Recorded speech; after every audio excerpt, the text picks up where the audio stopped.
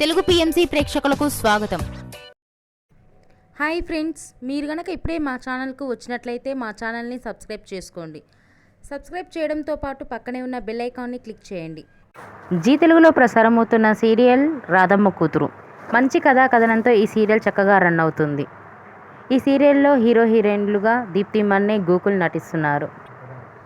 అక్షర, అరవింద్ పాత్రలో వీరు చాలా చక్కగా నటిస్తున్నారు. తాజాగా దీప్తి మన్నే తన లేటెస్ట్ వీడియోస్ని అభిమానులతో పంచుకుంది. ఆ వీడియోస్ని మనం కూడా చూసేద్దాం.